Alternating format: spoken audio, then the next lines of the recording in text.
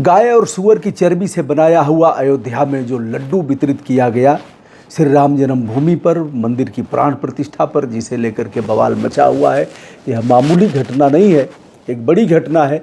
जो लोग भी शाकाहारी हैं, शाकाहारी न भी हों तो भी वह गाय और सूअर की चर्बी का बना हुआ प्रसाद तो नहीं खा सकते। भले ही वह बकरा खाते हों, मुर्गा खाते हों और भी मीट खाते हों, लेकिन ऐसा नहीं कर सकते। अयोध्या में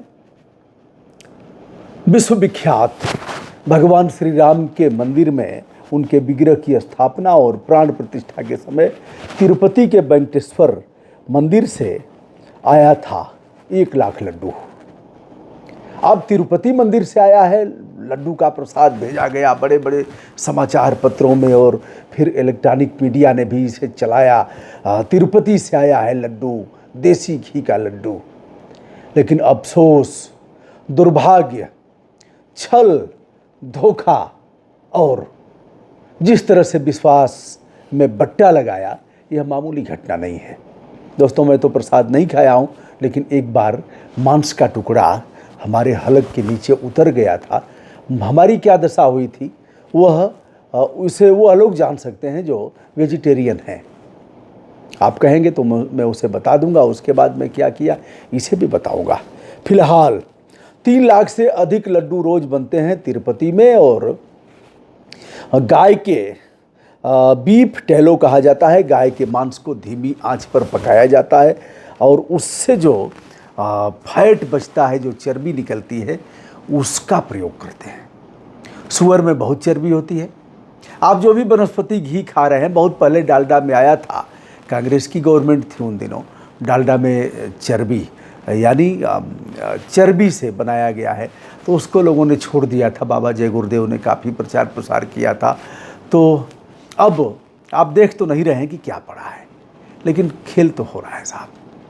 अब एक चीज़ है कि अब इसके बारे में हम बताएंगे, फिर आपको सुझाव भी देंगे कि क्या करना है। मैं वही करता हूँ जिसे मैं बता रहा हूँ। 24 जनवरी को प्राण प्रतिष्ठा का कार्यक्रम था। उस समय तिरुपति अधिकार क्षेत्र में आता था YS जगमोहन रेड्डी, जिनकी सरकार थी, यानी युवा श्रम और किसान कांग्रेस पार्टी। यह क्षेत्रीय पार्टी है जिसका काफ़ी वर्चस्व है आंध्रा में और उस इलाके में। अब यह बात कोई सामान्य नेता नहीं कर रहा है। यह बात अगर कोई विपक्ष का कहता तो सत्ता पक्ष उस पर हमलावर होता, लेकिन यह बात वहाँ के मुख्यमंत्री कह रहे हैं जो सीधे सीधे सत्ता में शामिल है, यानी चंद्रबाबू नायडू कह रहे हैं कि हमने जांच कराया है और जांच गुजरात में सैंपल भेजा गया था। लाइव स्टॉक जो प्रयोगशाला है MDDB और CALP, इसमें भेजा गया था। यह रिपोर्ट आई है और इस रिपोर्ट को उन्होंने सार्वजनिक किया है। अमन वेंकट रमना रेड्डी ने प्रेस कॉन्फ्रेंस करके इसे बताया है। तो यह कहा है कि उसी चर्बी से यह बना है। मुख्य रूप से जांच में जो अन्य चीज़ें पाई गई हैं वह मछली का तेल भी है, सोयाबीन का तेल है, जैतून का तेल है, अलसी का तेल है और नारियल का तेल भी पाया गया है। अब लड्डू को तो प्रसाद समझकर सर माथे पर लोग लगाते हैं। चरणामृत लेते हैं तो ऐसे लेते हैं कि वह गिरे न, एक बूंद भी छिटक करके न गिरे, ऐसे लोग लगाते हैं। उसका पान करते हैं, फिर उसे सर माथे पर लगाते हैं। यह मान्यता है, यह आस्था है। लेकिन आस्था के साथ ऐसे ही जब आस्था के साथ खिलवाड़ किया गया था तो 1857 की क्रांति हुई थी। मंगल पांडे जो उस समय मेरठ में तैनात थे फौज में, बताया गया कि जो कारतूस में चर्बी लगाई जाती है वह गाय और सूअर की है। दोनों ही धर्मों के लिए यह घातक है। इसलिए मंगल पांडे ने फौजी रहते हुए, सेना में सामान्य सिपाही रहते हुए फायर जोग दिया था। मंगल पांडे की भी जीवन लीला समाप्त हुई और एक क्रांति, बड़ी क्रांति का सूत्रपात हुआ, जिसे 1857 की क्रांति कहते हैं। यह वही भूमि है जो उस क्षेत्र में आती है जहां महाभारत हुआ था। मेरठ में ही वह इलाका है जो कुरुक्षेत्र वाला इलाका है, जो महाभारत का इलाका है, वह मेरठ क्षेत्र में भी है। तो दोस्तों, ऐसे में क्या इस मामले को लेकर के आरएसएस जो आवाज़ उठा रहा है, विश्व हिंदू परिषद, कुछ करेंगे लोग? तमाम लोगों की जानें ले ली गई। बकरा का मांस था तो सूअर, उसका गाय का मांस बता करके जान ले लिया। उस पर कुछ करेंगे? है दम, औकात है कुछ करने की? और इतना बड़ा कार्यक्रम जहां प्रधानमंत्री जा रहे हैं, जहां बड़े बड़े लीडर जा रहे हैं, जहां देश विदेश के लोग जा रहे हैं, उस लड्डू की जांच क्यों नहीं करवाया? भांग खा करके मंदिर न्यास के लोग भांग खा करके सोए थे, नशे में थे। उनको ध्यान नहीं था कि जो लड्डू आया है तिरुपति से, उसमें उसकी जांच करानी चाहिए, जहर है कि क्या है, यह जांच नहीं की जा सकती। हजारों और लाखों भक्तों की जान मारेंगे। 1 लाख लड्डू आया है साहब तिरुपति से, देखिए शुद्ध देसी घी का प्रसाद बांटा गया। अब जिसने गाय और सूअर का खाया है, वह लोग एक बार जा कर के बालू फाँक लें। कहाँ बालू फाँकेंगे? और यहाँ भी बालू फाँकने लायक नहीं है। अब कहाँ? हरिद्वार में भी वैसे ही है। हमने देखा भी है, आगे दिखा भी दूंगा। और बहुत से क्रिएटर लोगों ने दिखाया है, जहाँ पशु कटते हैं उसका खून आता है हरिद्वार की गंगा नदी में।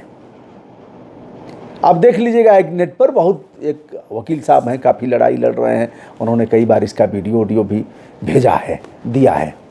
अब आगे बढ़ेंगे ऋषिकेश, जहां हमने दिखाया है किस तरह से नाले सीधे सीधे गंगा में गिर रहे हैं। उसके आगे अगर बढ़ना होगा भैया, तो पूरी भागीरथी गंगा मैया में जगह जगह नाले गिर रहे हैं। यानी गंगोत्री से लेकर के आपको जगह जगह मिल जाएगी। आप जा करके देखिएगा। मैंने तो देखा है, आवाज़ भी उठाया है गंगा के लिए। गंगा जी के लिए हमने खड़ाऊँ धारण किया है। अब जीवन भर जूता नहीं पहनेंगे। यदा कदा कभी आपद धर्म में चप्पल पहन लिया, कहीं कोई दुर्घटना युक्त वातावरण है तो दोस्तों, यह रहा गाय और सूअर की चर्बी से बने हुए लड्डू, जिसे देसी घी के लड्डू बना करके लोगों को प्रसाद के रूप में दिया गया। चंद्रबाबू नायडू कह चुके हैं इस बात को, सीएम कह रहा है वहाँ का। यह बात हल्की नहीं है। पूर्ववर्ती सरकार पर उन्होंने आरोप लगाया है, और यह जो गुजरात उसने बताया है। तो आज के इस विषय पर अब आप कहाँ बालू फाँकने जाएंगे और इसका निराकरण क्या होगा, हमारे धर्मगुरु बताएंगे। 4-5 लड़का में एक संतोष, गधा मरले कौनो न दोष। पंडित जी के यहाँ मामला गया। पंडित जी पहले कहे जाते थे, जो पढ़ाते थे, ब्राह्मण थे तो पंडित जी, और बैकवर्ड थे तो मुंशी जी, ठाकुर थे तो बाबू साहब, और अल्पसंख्यक थे तो मौलवी साहब, ऐसे कहा जाता था। तो गधा मार दिया कुछ बच्चों ने। तो पंडित जी के यहाँ बात गई कि साहब गधा तो मार दिया। उन्होंने कहा कि तो अक्षम्य अपराध है, इस अपराध से तो बचा ही नहीं जा सकता।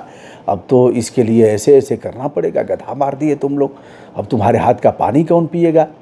तो लोगों ने कहा कि, बच्चों ने कहा, पंडित जी संतोष भी उसमें थे। अब संतोष पंडित जी के ही लड़के थे।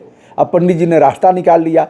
कहा 4-5 लड़का में एक संतोष, 4-5 बच्चों में एक संतोष, गधा मारे कौनों ने दोष।